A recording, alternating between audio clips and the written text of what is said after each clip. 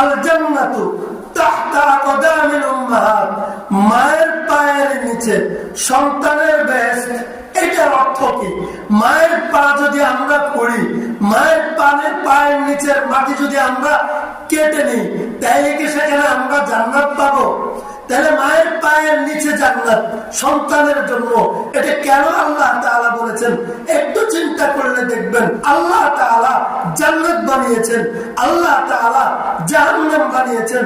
তিনি জান্নাত বানিয়েছেন তার গোলামের জন্য, তিনি জাহান্নাম বানিয়েছেন তার গোলামের দুশমনের জন্য। আল্লাহ তাআলা জান্নাত বানিয়েছেন মুহাম্মদুর রাসূলুল্লাহ ওয়াল্লাযীনা মাআহু আশিদ্দাউ আলাল কুফার রুহামাউ বাইনাহুমের জন্য।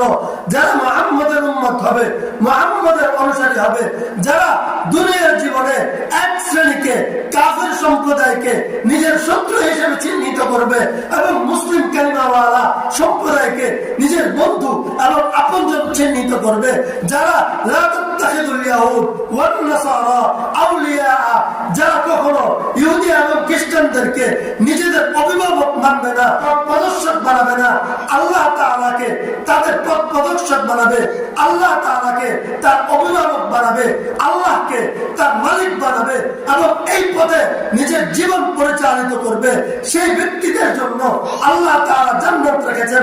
বিপরীতমুখী যারা চলবে তাদের জন্য জাহান্নাম রেখেছেন। আল্লাহ তাআলা এক দলের জন্য জান্নাত রেখেছেন, আরেক দলের জন্য জাহান্নাম রেখেছেন। সুতরাং এই জায়গায় আমরা স্পষ্ট বুঝতে পারি, একজন সন্তান মায়ের গলা লালন পালন হয়, একজন সন্তান মায়ের বুকের দুধ খেয়ে বড় হয়। একজন সন্তানকে ছোটবেলায় মা যেভাবে লালন পালন করে, দিনমুখী করে, দিন শিখাবে, ঠিক সেই সন্তান সেই চিন্তায় লালিত হবে, সেই চিন্তায় বড় হবে, সেই চেতনায় বড় হবে, সেই পথে পরিচালিত হবে। সুতরাং এই জন্য বলেছেন আল জান্নাতু তাহতা আকদামিল উম্মাহাত, যে মায়ের পায়ের নিচে সন্তানের বেহেশত। মা যেই পথে কদম দিবে সন্তান সেই পথে যাবে। জাহান্নামের পথে কদম দেয় সন্তান জাহান্নামের পথে যাবে। মা যদি জান্নাতের পথে কদম দেয় সন্তান জান্নাতের পথে যাবে। মায়ের কোলে সন্তান জান্নাত শিখবে, মায়ের কোলে সন্তান জাহান্নামের পথে যাবে। এই জন্য একজন মায়ের দায়িত্ব, একজন বোনের দায়িত্ব, একজন স্ত্রীর দায়িত্ব নিজের সন্তানকে, নিজের স্বামীকে, নিজের ভাইকে ওই পথে পরিচালিত করার চিন্তা করা, কোশিশ করা, পরামর্শ দেওয়া, যেই পথে চললে জান্নাত পাওয়া যায়। এজন্য আল জান্নাতু তাহতা আকদামিল উম্মাহাত। একজন বাবা সন্তান জন্ম দিয়ে চলে যায় বিদেশ, সে তার চাকরি করতে চলে যায়, সে ব্যবসা করতে চলে যায়, মায়ের কোলে দিয়ে চলে যায়। একজন বাবা তার সন্তানকে কোলে পিঠে বড় করে না, মানুষ করে না, তার সন্তানকে একবারে দুধের বয়স থেকে কোলে পিঠে বালেক হওয়া পর্যন্ত মানুষ করে একজন মা। এবং দেখেন একজন সন্তান যখন কোথাও হোঁচট খায় তখন ও বাবা গো বলে না, ও মা গো বলে। আল্লাহ তাআলা মায়ের সাথে সন্তানের এমন একটা সম্পর্ক তৈরি করে দিয়েছেন যে সন্তান মায়ের কাছে দুর্বল, সন্তান মায়ের ভালোবাসার কাছে হেরে যায়, হার মানে।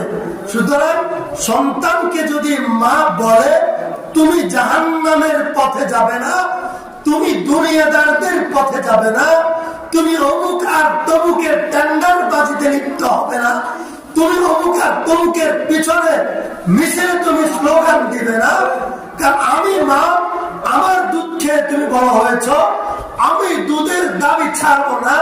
তুমি যদি সন্ত্রাসীদের পথে যাও, তুমি যদি দুনিয়াদারদের পথে যাও, তুমি যদি দিন বিরোধীদের পথে যাও, আমি তোকে দুধ খাইয়ে বড় করেছি, আমি দুধের দাবি ছাড়বো না। তুমি যদি দিন বিমুখ হয়ে যাও তাহলে এই সন্তান মায়ের কথা মানার জন্য পাগল হয়ে যাবে, সে মায়ের কথা অমান্য করতে পারবে না।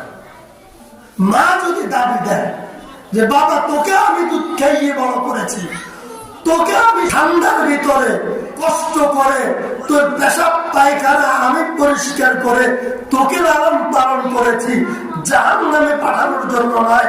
সুতরাং তোকে জান্নাতের পথেই চলতে হবে, জান্নাতের পথের কান্ডারি হতে হবে।